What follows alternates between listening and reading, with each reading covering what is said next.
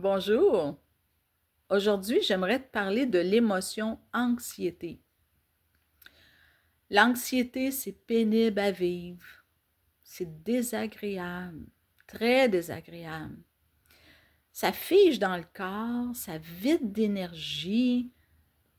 Les pensées, ça n'arrête pas, ça tourne en boucle, ça finit plus. C'est pas agréable, ça vide l'énergie. C'est difficile à vivre, l'anxiété. L'anxiété, c'est une émotion en rapport avec le futur. Il y a plusieurs émotions qui font partie de la même famille que l'anxiété. Il y a l'appréhension, la crainte, le doute,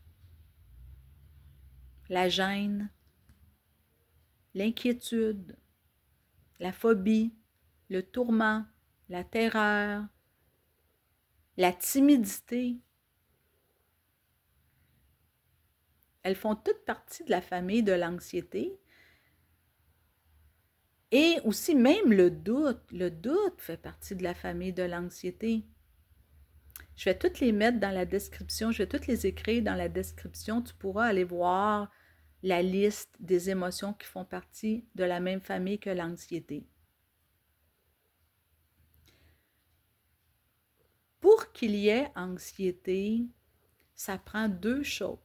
Ça prend la peur, ça prend le sentiment d'impuissance. Ça prend les deux. S'il y a juste la peur, ça ne crée pas l'anxiété. Ça prend la peur plus le sentiment d'impuissance. En ayant les deux associés, ça va donner l'émotion anxiété. Ou chacune des émotions que j'ai nommées, chacune de ces émotions ont la peur et le sentiment d'impuissance. Quand tu vas vivre une de ces émotions, c'est parce que il y a la peur qui est là et le sentiment d'impuissance. C'est pour ça que je dis qu'elles font toutes partie de la famille de l'anxiété parce que c'est de l'anxiété. C'est sûr que si tu prends l'émotion appréhension, l'intensité, elle va être bien plus basse que si tu prends le tourment. Le tourment, l'intensité va être bien plus élevée. Mais parmi ces émotions, il y a toute la peur avec le sentiment d'impuissance. Les deux qui sont ensemble et qui vont te faire vivre l'émotion anxiété. Donc, l'émotion anxiété, c'est une émotion du futur et il y a la peur et le sentiment d'impuissance. La peur, qu'est-ce qui se trouve derrière la peur? C'est quoi l'idée qu'il y a derrière la peur? C'est que derrière la peur, c'est qu'il y a l'idée qu'il y a un danger qui me menace. Et derrière le sentiment d'impuissance, c'est que je me sens plus ou moins apte à y faire face. Plus je vais me sentir démunie, plus ça va m'amener à vivre l'anxiété avec une intensité plus élevée. Moins je vais me sentir démunie, l'anxiété, elle va être moins élevée au niveau de l'intensité.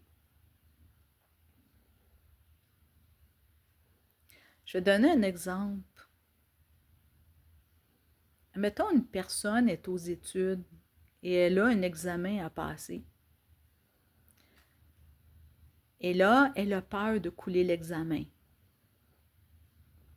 Elle craint de couler l'examen parce que ça va y amener des changements dans ses projets.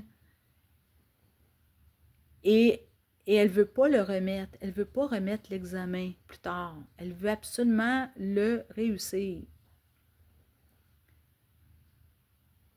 Alors, elle se dit, il faut absolument que je réussisse l'examen.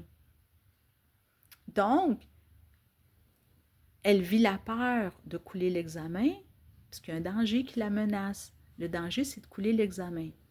Ensuite, il y a le sentiment d'impuissance parce que plus elle va se sentir inapte, plus ça va faire augmenter l'intensité de l'anxiété. Donc, je pourrais lui poser une question. C'est que par rapport à la peur, ça va être de confronter l'idée qu'il y a derrière la peur. Quand elle dit « j'ai peur de couler l'examen », je pourrais lui dire « mais qu'est-ce qui arriverait? Qu'est-ce qui arriverait si tu coulais l'examen? Est-ce que tu pourrais changer tes projets? S'il était remis plus tard, ton examen, qu'est-ce que tu pourrais faire? » Et là, ce serait de voir avec elle quels moyens qu'elle pourrait prendre.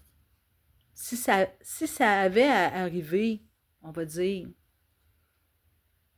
ce serait de regarder les options. Qu'est-ce qu'elle pourrait faire si ça l'avait à arriver? C'est sûr que c'est pas souhaitable qu'elle coule l'examen, mais qu'est-ce qu'elle pourrait faire si ça arrivait et qu'elle le coulait? Est-ce qu'elle peut le remettre?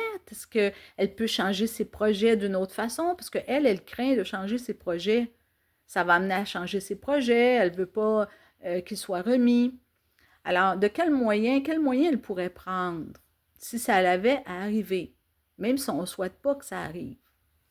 Ensuite, au niveau de le sentiment d'impuissance, qu'est-ce qu'elle pourrait faire pour augmenter ses chances de réussir l'examen? Est-ce qu'elle pourrait mettre plus de temps pour étudier? Et si elle ne comprend pas au niveau du cours, est-ce qu'elle pourrait aller voir l'enseignant pour poser des questions? Elle pourrait appeler une amie pour poser des questions, pour en savoir plus en rapport avec l'examen. Et là, elle va augmenter les chances de réussir son examen. Est-ce qu'elle pourrait mettre plus de temps pour étudier aussi? Ça va augmenter les chances de réussir son examen. Alors, ça va être de voir cela avec elle. Et plus elle va mettre les chances de son côté pour le réussir, plus elle va se sentir apte à faire face à la situation. Aussi, elle pourrait faire des exercices de respiration parce qu'il y a des exercices pour ça, comme respirer en inspirant, en gonflant le ventre et ensuite en expirant.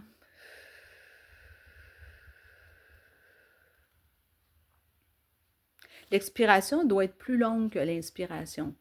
Alors là, ça va diminuer l'activité mentale. Ça va la ramener à son corps, ça va l'aider à se concentrer quand elle va aller passer son examen. Ça va l'aider aussi présentement à diminuer l'activité mentale avec tous les questionnements, toutes les peurs, les questionnements, ce qui tourne en boucle dans la tête. Alors, en ajoutant des respirations, ça va l'aider aussi. Ce sont tous des moyens qui pourraient l'aider. Parce que quand elle va arriver à l'examen, elle va venir pour répondre aux questions. Ça se peut qu'à un moment donné, ça reprenne dans la tête et qu'elle se dise « Est-ce que j'ai bien répondu? Est-ce que c'est la bonne chose? » Et là, elle se met à revivre encore l'anxiété. Alors, elle pourrait déjà se pratiquer à respirer. Quand elle va arriver pour passer l'examen, elle pourrait aussi faire des respirations qui vont l'aider à se ramener au corps et à mieux se concentrer pour l'examen, ce qui va faire diminuer aussi l'activité mentale de l'anxiété, qui va l'aider à mieux se concentrer pour faire son examen. Donc, elle augmente toutes les chances de réussir son examen. Par une méthode pour confronter ses pensées, la peur, les sentiments d'impuissance. Qu'est-ce qu'elle pourrait faire pour augmenter les chances de réussir son examen? Et aussi une méthode de respiration pour l'aider à se ramener à son corps, à s'ancrer dans le moment présent, et ça va faire diminuer son anxiété. Alors, elle se trouve à mettre toutes les chances de son côté pour la réussite de son examen. Alors voilà, C'est cela que j'avais envie de te partager aujourd'hui en rapport avec l'émotion anxiété. Alors, je te souhaite une très belle journée et on se retrouve dans une prochaine vidéo. Bye bye!